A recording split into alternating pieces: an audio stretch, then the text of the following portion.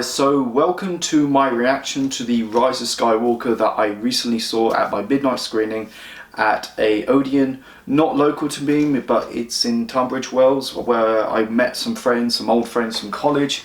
And yeah, this is not going to be a proper review, this is more a reaction.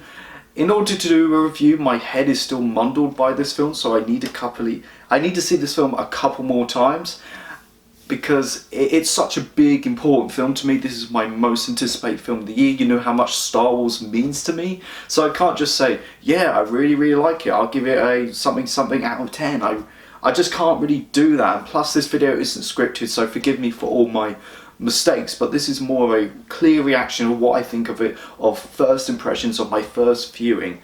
And yeah, I will say, this is not including the film, but I will say this is the best midnight experience I've had seeing a film. This is my third time, and I think I had a really good time. I mean, me and my friends stayed up till like 9 o'clock in the morning, so I didn't get any sleep till like 12:30, and I slept, and midnight screenings really fuck up your sleep pattern.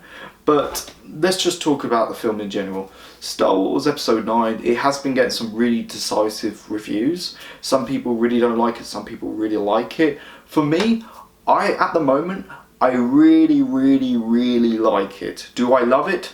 Not yet. I need to see it a couple more times. But I just really enjoyed it. I mean, it's just such a really good film to enjoy myself. I was just cheering, laughing, shaken. There were some great moments in the film. I was like, oh my god. And there was some really great, like, unexpected things. I was like, yes. And there were some really funny moments, some really subtle stuff, and I was like laughing. And my friend after the film was just saying, why were you laughing? Because it was funny. I was enjoying the film. I mean, I think most of my friends enjoyed it, apart from my friend's brother, that he just really despised it. But I really enjoyed it as just a Star Wars film in general. I mean, out of all the Disney ones, I don't love it compared to like The Force Awakens or Rogue One, but I think I enjoyed it much more than The Last Jedi and Solo. I think they did some really great stuff in it. There's some fan service. There's some great fan service. There was moments I was like, yes! There's one character has like a 5-second cameo near the end. I was like, oh my god, that's amazing. I thought he wasn't going to be in this. What was the other one? Alright, this is one scene in this film. It's my favourite scene in this film. And it's near the end, and I can't really go into detail because it's such a big reveal. But not only does it tie into the original trilogy nicely, but it also ties into the prequels, and it also ties into Star Wars Rebels and Star Wars Clone Wars. I don't know why I said Cledos. Star Wars Clone Wars. It was just mind-blowing, because that's what one of my worries. They just like the movies don't really talk about the films, the comics. The small stuff, really, like the comics and the animated stuff. But I just love this one scene. It was just amazing. Leia, like, considering what happened with Leia, unfortunately, I'm glad they did it. They reused footage from Episode 7, and that makes sense, because I was kind of in that majority of people, like, we can't just recast this. She's such an icon. But yeah, the way they had to work around that, it was decent. I mean, it wasn't perfect. There was the kind of things I was like, yeah, this is so forced in.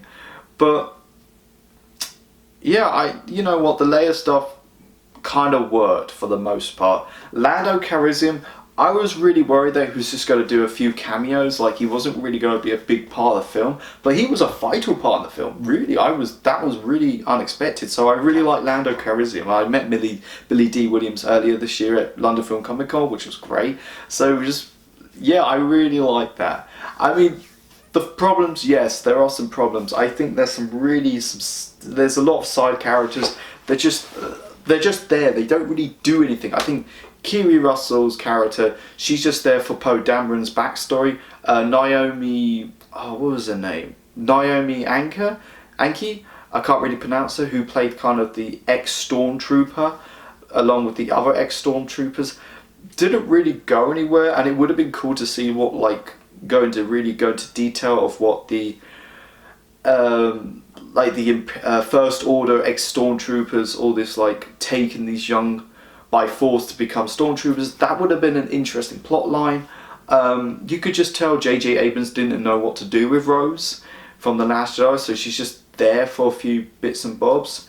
Who else? Alright, Richard E. Grant's character, who I just love. I loved him in Withnail and I, and that recent film that he was nominated for an Oscar. I can't remember what it was, but I really liked him. Unfortunately, he's just there, and he kind of takes over from General Hux' main role, because he's kind of like the big general, but he didn't really do much. Apparently he was a general for the Empire as well. It just came out of nowhere. I think General Hux was a character I loved in The Force Awakens. He was really dumbed down in The Last Jedi, and in this, he's kind of ruined. So that really sucks. I think the Knights of Ren, something I was so hyped up since The Force Awakens. They're in this film, but they don't really do a lot. They don't really do a lot. That really annoyed me. As a whole, the plot, it's really underdeveloped. I mean, not by miles, but it really was like, it could have handled a lot better. It felt like, oh, that explains it. It just felt like they just had no choice. I mean, if you ask me what is better as a whole now, the sequel trilogy or the prequel trilogy, as films, I think the sequels are better than the prequels, but as a whole, as a narrative, as a world building, storytelling perspective, I think the prequels are better, because you could just tell by the sequels. It's like Kathleen Kennedy was like, okay, J.J. Abrams, Episode 7, do your story. Rian Johnson, do your story. Colin Trevorrow, who was originally supposed to direct Episode 9, do your story. There was no clear vision. That really sucked, because it felt like Episode 9 just had to come up with what they had. That really annoyed me, and the Star Destroyers that are back in this, I was so hyped up for this. They're so overpowered, really. That was one of the things that really annoyed me. Somehow they have the power to do